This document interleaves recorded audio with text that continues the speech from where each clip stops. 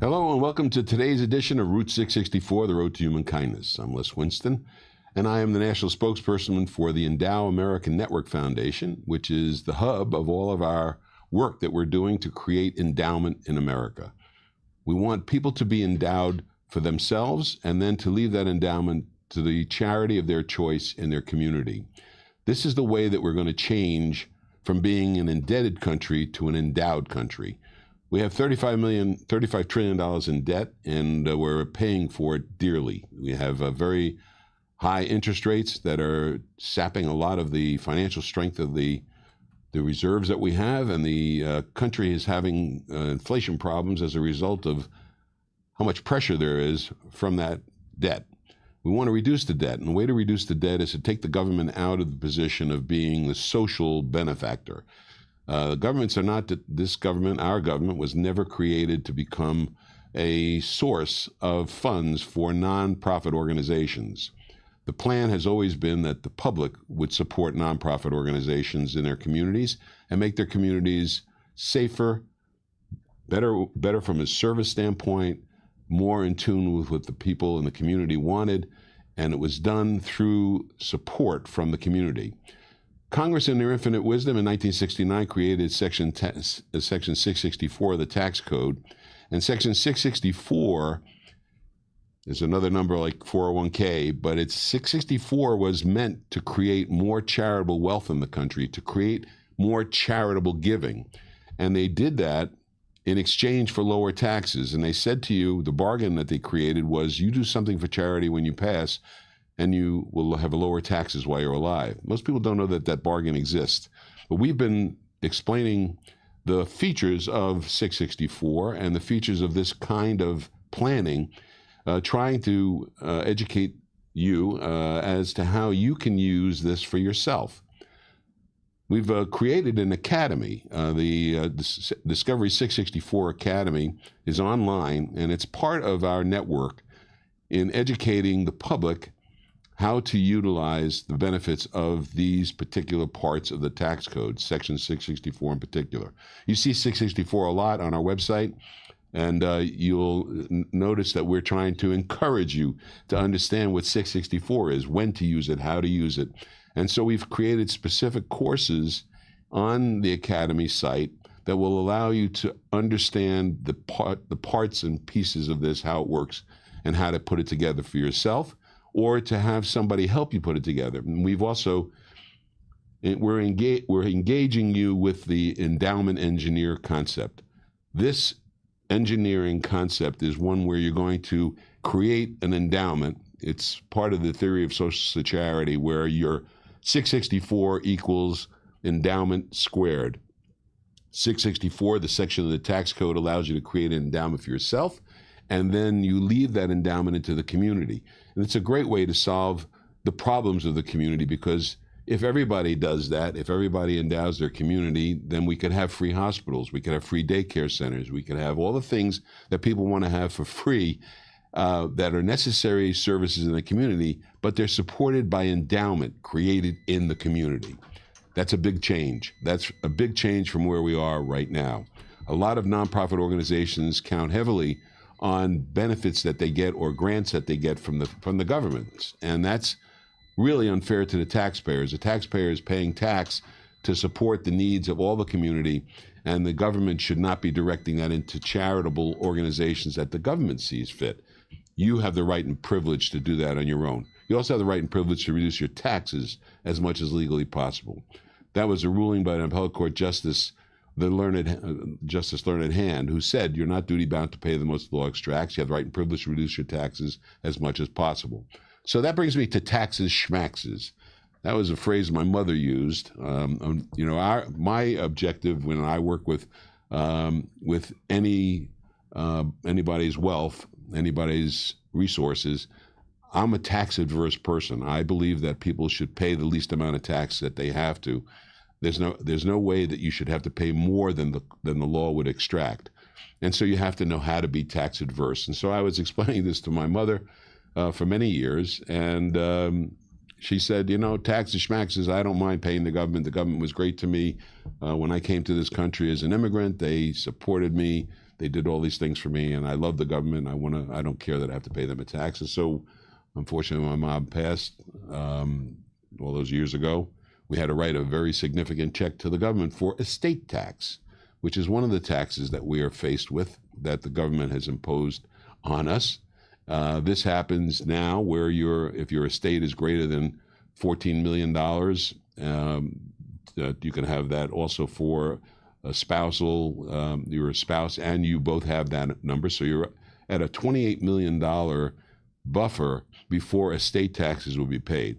That may change in 2020, at the end of 2025, when the current tax law expires, the tax plan expires, and we would be going back to a $5 million exemption for estate tax, and that is a significant change. So planning has to take that into account. That's a political issue. Which political side you're going to end up on, that's going to determine how that tax will remain, whether it's going to be an estate tax. So my mom said, okay, you know, that's the way I feel. And then I couldn't change her mind. And we did. We wrote a very large check. And it's unfortunate, but those were her wishes. So taxes are a very important part of the planning process. And we want to give you the benefit of information that's available. A lot of life insurance companies, a lot of financial institutions put out a tax chart that they give you on an annual basis that helps you look at what the tax consequences are in various situations and includes all of the various tax benefits that are available through qualified plans or through health savings accounts. It tells you what amounts you can do. And we have a tax chart that we have available to you at the Academy. It'll be part of one of the courses that we're teaching, and that course name will actually be Taxes, Schmaxes. So you can find that tax chart. It'll be a handout, and you'll be able to look at what the tax percentages are on the various income brackets, on whether you have a long-term capital gain, whether it's estate tax, whether it's pure income tax, and it's all laid out there. And you can see it's pretty complicated, but if you concentrate on an area that fits you, you can decide and determine whether or not you're going to have tax implications going forward. So it's very important to be aware of how you get taxed. That tax chart's a very valuable piece of information. When we look at taxes as an endowment engineer, when I look at taxes as an endowment engineer, when I'm engineering an endowment for you, I need to look at the way that you're dealing with your assets now. What are the benefits or the tax benefits that you're taking advantage of, or what are you not taking advantage of in the way that you're holding your assets? And so we've broken it down to 5 tax levels. That's also a handout that you'll see in the Taxes, Schmaxes section of our courses in the Discovery 664 Academy. That chart shows you that if you depending on if you stay in level number 1, you're going to pay the most tax that you can, because you're going to pay tax when you put an investment, when you earn the investment, when you earn the money to make the investment. That's when it goes in. While it's in, you may be taxed, and then when it comes out, you be taxed. And that's really how most people invest today. They buy stock on the stock exchange, and they hope that it'll go up. If they earn any dividends on the stock, they have to pay tax on it while it's earning. And if they sell it and they have a capital gain, they're going to pay a tax when they sell it. So it's taxed when it's after tax dollars going in, it's taxed while it's in, and then when it comes out, it's also taxed. So that's the worst way to hold assets, but that is the way most people hold their assets. There are some, when you want to grade up from that, when you want to go to the next tax level, that tax level allows you some tax relief because it's after-tax money that you put in, but it can be protected while it's growing and not pay any tax while it's growing, but it'll be taxed when it comes out. So that's a little bit of a benefit, and that's usually that's done through CDs. You buy a CD, it grows, you don't pay tax on it while it's growing, but when you take it out, you're going to pay tax on the gain. Or it could be an annuity. When you put money into an annuity, that's a life insurance or an insurance company product. The annuity is protected from tax while it grows, but it's after-tax money that you put in. But when it comes out, it's taxable. So that's the second level is a little bit better than the first level. The third level is where you put the money in pre-tax. That means that you're putting more money in to begin with. If it can grow non-tax, that's a second benefit, but it'll be taxable when it comes out. And that's your qualified plans. That's your 401k, your IRA, pension plans, profit sharing plans. Those devices are pre-tax dollars, grow tax-free, come out non-taxed. Come out taxed. Then the fourth level up is where you can put money in after tax, have it grow non-taxed, but take it out non-taxed. And that's your IRA. That's your Roth IRA. That's where you've specifically gone into the Roth section of the IRA, where you can create non-tax income at the end of the day. It's a retirement plan, just like a regular IRA, but it's not tax deductible going in, but it grows tax-free and comes out tax-free. And a lot of people think that tax-free income may be greater at a later point, later time in our future, because tax rates may be going up even further. So there's a reason for planning that way. That also, another device that's in that area is the pooled income fund and also life insurance contracts. Pooled income fund is a charitable device like the 664, where you put the money in pre-tax and it grows non-taxed, but it comes out taxable. The life insurance contract allows you to put money in after tax, grow it tax-free, and then come out tax-free. The best one, however, is level number 5, where you can put your money in pre-tax, grow it non-taxed, and take it out non-taxed. And that's the beauty of 664. That's the thing that we can do with Section 664 of the tax code, and that means that you have the ability to grow your assets or grow your income stream or your endowment, as we call it, create a greater endowment because you pay less tax overall. Very simple to understand. If I pay less tax, I'm going to have more to work with. So our objective with the Academy is to give you very short courses. They're 12 minutes in length, and those courses will give you enough information so that you can get an idea of how this all works, and where you can do some of this planning on your own if you want to, or you can engage with your advisors and explain to them that you know how to do this now and that you would like them to help you with it, or you can talk to an endowment engineer who is definitely educated in this area and that can help you in the best way possible to maximize your assets. We're going to take a short break, and we'll be right back. Don't go away.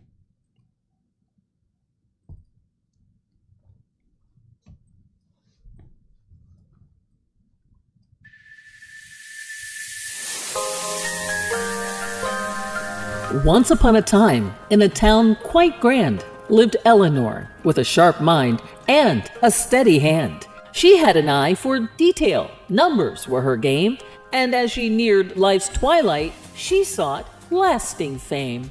One day, fate smiled with a windfall so bright. Eleanor saw a chance to set things right. She found Section 664, a tax code so rare. But for Kratz and Krutz, you're gonna need an engineer, an endowment engineer, savvy and wise. She crafted a plan, a legacy in disguise, a trust for her grand-twins, income to provide. But with a twist, they must serve, and must they, with pride. The twins took the challenge, and they ran with glee, establishing a center, a place for all to see. For animals and seniors, a haven of care, a place where love and kindness would flourish with flair. So remember, dear friends, as you navigate life, social security can ease your strife. With a heart full of giving and a mind so keen, you too can create a legacy unseen.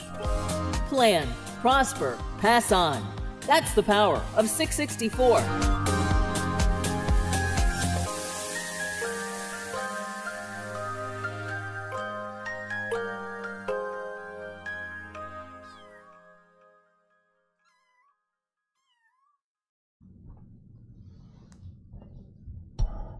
Ooh. Yeah, you're on. Action. And we're back. And joining me now is Wanda Love Miles. Hey, thanks for remembering my new name. Yeah, and love is what we're all about. We want to love each other, love ourselves, and love the community. And that's what human kindness is all about. Love. Yeah, but taxes, I don't know. You could love taxes. Taxes have a way of keep being painful sometimes, and obviously we need to try and eliminate the pain. But I know that we talk about taxes kind of like, that they're there forever, they've been there forever, but that's not actually true. So I'm going to refer now to my resident expert in the tax area, Wanda. Just looking things up on the old Google. Okay. Mr. Google. Yeah. Monsieur the Google. The income tax, first created in 1861 to fund the Civil War, but it was repealed in 1872. And then the modern income tax was established in 1913 with a ratification of the 16th Amendment to the U.S. Constitution. And what I found out, which I find interesting, is that everyone had to pay tax, just the fat cats. Yeah, the wealthy. Yes. Yeah, it was just 1%. Yes, and that's actually true today because they give a very large, base before you have to start to pay tax, income tax in particular. So the wealthy pay less. Well, the wealthy people who are over the exemption, they pay tax, and that exemption I think is $26,000 or something like that. So you have a fairly high base. It's not high if you're earning $400,000 a year; it's a small amount. But if you're earning $30,000 a year or $50,000 a year, that's a significant amount of tax avoidance. Okay, that's in there. But the idea was that people who made more money would pay more tax. And in fact, there was a time when the people that were making the big money were paying 90% in tax. And then there was that whole slave thing. So, Civil War. So there was a lot of working people that weren't actually being paid to pay taxes. So there was reasons for just taxing the wealthy. Well, the thing was, how did they measure how much money you made? That was one of the biggest problems they had. You know, trying to figure out because there was a cash economy. It was not so easy as it is today to find out what you make. Yes. So they repealed it. That's interesting because they did it for the Civil War, and then when it was not necessary anymore, the government was able to operate without taxing its citizens. But then when the First World War came about, I guess that's where that started. Was that when was that? 1913? 1913 was the ratification of the 16th Amendment. And did they say why they did that? Income tax is a tax imposed on individuals and entities based on their income or profits. It doesn't really. No. They don't say why they did it in 1913. No, not really. At least not that I can gather. Okay. But in the U.S., the federal income tax, when they started giving it to the states in addition to federal taxes, most states impose their own taxes. However, as of 2024, 8 states, including Florida and Texas, do not charge state income taxes.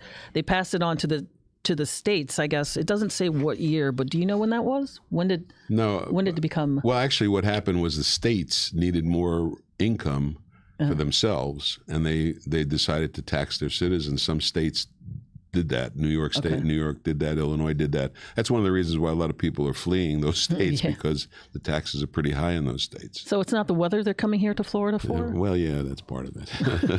I thought it was all about the weather. It's fair weather tax avoidance, Okay, income taxes are crucial for funding government operations and public services. They are the largest source of revenue for the federal government, contributing significantly to the budget. Taxes are typically collected through withholding, where employers deduct taxes from employees' paychecks and remit them to the government. Self-employed individuals are responsible for paying their taxes directly, usually through estimated tax payments throughout the year. And So, and withholding, I think withholding is interesting because the employees that are receiving the tax withholding is being effective against them. That comes out of the paycheck, and a lot of people never even pay attention to that. It's just there, Yeah. But it's a very significant amount. Well, they should know about it, and then they can do things to reduce their taxes using some of these things that we're talking about. I think that's that whole informed and uninformed. You don't know that you don't have to. I mean, you don't look at it because I think most people don't look at it because they don't think that there's much they can do about it. It's just what the government does. They're like, who's FIFA? I like that, informed and That's a good one. Uninformed, uninformed and informed taxpayers. Understanding income tax involves knowing how different types of incomes are taxed, how deductions and credits can affect tax liability, and the importance of compliance with tax laws. And then we get into the capital gains tax, which are very fun and sexy, and the estate tax. I did not understand these things. Yeah. And they are tricky. Yes. But you have to have a lot of money to understand the capital gains and estate tax. No, you don't. No? You only have to you'll learn about capital gains tax if you invest in anything that gains any value. And that's if you have assets. Well, yeah. And the assets can be whatever you want. I mean, they could be a stock account, they can be a savings account, it could be a CD, it can be anybody. First of all, I think there's a dearth of savings in the country, and that has to do with inflation right now. But there's no question that savings is a very important issue, and building equity and having a way to create capital. And so home ownership is one of the ways, and home ownership actually has capital gains attached to it, but there are exemptions. So you buy a home and you sell it. You buy a home for $500,000 and sell it for $2 million. If you exceed the exemption that you have for capital gains, you're going to pay a tax on the benefit, on the gain. Mm. And the same thing is true with selling any real estate. And that's one of the reasons that one of the courses that we're going to talk about, one of the courses that's on our academy, is a course in Discovery 664 Academy. Discovery 664 Academy is how you can avoid tax on a real estate transaction. But the point is that people need to have assets, and they need to grow their assets. And when they grow their assets and they then liquidate them, they're going to pay a tax. Now, there's actually a tax that they're proposing now, which is incredible to me. And it's something incredible that if you... good or incredibly bad.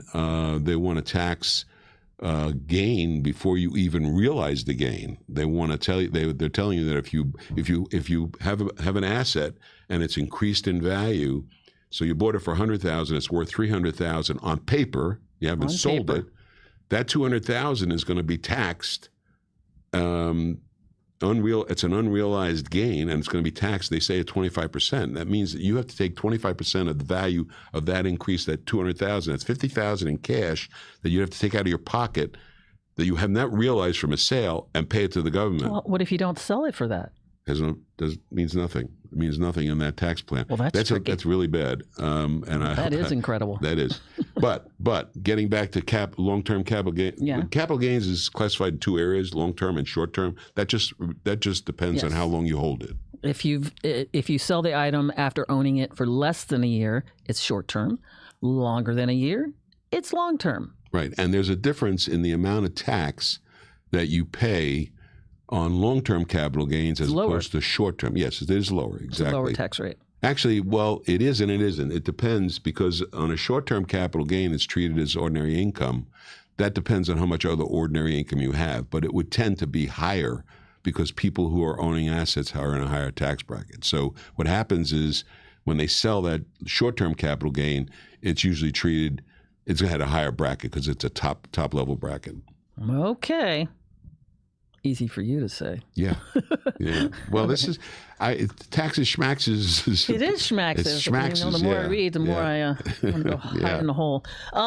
The estate tax. Yes. So there's that. Is this the death tax? Yeah. This is what they call the death tax. Yeah. This is what. Well, I always refer to it. I used to love to. You can't take it with you. I used to go into the supermarket during apple season. Yes, I know. You can smell the apples. I love apples. And I would pick up an apple and I would eat it as I'm going around the store. Yes, I know. I would get to the end That's of shoplifting. Get to the end of the, go to the counter, and I would tell the woman, please, you got to charge me for the core, the apple. And she said, no, it's okay, it's free. And I get more free apples that way. But what I was an apple a day. Well, no, it's the 3 bites of the apple. The government has this ability to take a bite of your apple when you earn it, and then have the right to take a bite of the apple while it's growing, and after you've made money with it, and then they have the right to take a bite of the apple when you pass. Yeah. So they get you in 3 different places, and that's why what we're talking about with regard to taxes and avoiding taxation and trying to reduce your tax as much as possible, really powerful. So talk about the estate Or you can tax. not die. Yeah, yeah, that solves your problem. When did the estate tax occur? The federal estate tax was first introduced in the U.S. in 1916 as part of the Revenue Act of 1916. The tax was designed to generate revenue for the government and to address concerns about the concentration of wealth in the hands of just a few individuals. Yeah. And since their introduction, these taxes have undergone numerous changes and revisions reflecting the political and economic climate of the country. The estate tax is like, I love it. The AI assistant told me that if you imagine you have a big box of toys and you want to give them to your friends after you move away or pass away, the estate tax is like a rule that says if your box is really, really big, your friends might have to give few of the toys to the government before they can get the rest. I don't know about that. Yeah. So that's the tricky part. Yeah. So they made that a law, but they also passed a law in 1969, which is Section 664 of the tax code, which says that if you do something for charity when you die, you'll have lower taxes while you're alive. But you also have lower taxes at death. So you can reduce. The wealthy in the country have been using the estate tax avoidance for the whole time that they've had this Section 69. Sure. They know how to do it, and now everybody can do it because they've had what? Well, since they've had 664. Yeah, when 664 came out in 1969, the people, the advisors who read the tax code on a regular basis, they understood what the benefits were, and they were able to communicate that to their ultra wealthy clients, who were most likely to be paying that tax, and those people have avoided tax forever. So that's one of the reasons why they say the rich don't really pay a lot of tax. They know how to use a tax avoidance. But that's good because they also benefit charity. It says as of 2024, the total value is over a certain amount, like 12 million, then the estate tax might be applied. Yeah, that's grown actually. They increased that since that was a tax act that was passed by Trump, and when that was passed, there was included in that was an adjustment for CPI, which said that it started at that level, but it's up to 14 million now per person because it was increasing with CPI. So what's CPI? Consumer Price Index. Okay. And that's an inflationary measure. Okay. So we've had a lot of inflation, so they've increased it, which is a good thing. That means that you pay less tax. That it means that you can have a bigger estate and pay less tax. Well, if you're curious, the estate tax helps the government collect money to pay for things like schools, roads, and hospitals, which we are trying to do with the 664. So is that basically that would replace all that? Another reason for the 664. What if the problem that they should not be using that on a federal level? They should not be using that to build schools or roads. Well, excuse me, federal roads. The ones that go interstate, those are part of the federal government's responsibility. But local schools are not, and neither are local services. And that's one of the things that we've got that's going on right now, where the government is using our tax dollars to do that. And that's what 664, and that's what learning how to avoid taxes legally enables you to build wealth in the community so you don't have all those other issues paid by government. And that's how we're going to reduce the debt. That's how the debt will come down. It's a game. It is a game. Yeah, it's a game of life. It's a game. Genius. We need to work on a game. Yeah. So, well, thank you for that, Wanda. That was great. You know, it helps me learn things. Yeah, appreciate that. And we're going to have. Hopefully, I'll be a cajillionaire shortly, and I can worry about my estate tax. I hope so. Next week, we're going to be interviewing Kim Scholar, who has written this book. Schooler. Oh, you know me and names. Yeah. Kim Schooler, and she's written a book called How Money Works for Women. Yes. Take control of your money, ladies. Yes, and it's very, very interesting. She's broken it down into these bit players who have various characters. She has characters in the book, and the characters have their various problems. Yeah. So we're looking forward to that interview next week. I love financial literacy. We're getting lots of folks that are doing that because a lot of people don't know a lot of things about money. You must get to know the money things. Yes. And how money works. We have the Discovery 664 Academy that is designed to help you, that was created to help you do more with your assets by avoiding tax, increasing your income for endowment, and doing something great for the community. I love it. Yep. We also have a book, Social Security. There's a long title, but we'll just go with Social Security. It's on Amazon, and that's just kind of like gives you a little introduction to what we do here about the 664, Endowing America. What's the year we need to do this by? 2050? 2050. We want to change things by 2050. Make the country go from indebted in America to an endowed America. That'd be pretty cool. Yes. We could live to see it. Yep. It can happen. And don't forget, 664 is you want to plan, prosper, and pass it on. It's very important that you understand how to do that. And we're going to help you if you join the Academy. You'll be able to join today, free. Just go to endowamerica.com or the Discovery664academy.com. And visit us on our radio station, route664.org, where you'll find great music and even more information. Yep. So that's Route664. Thanks for listening today, folks, and we'll see you again next week. Adios.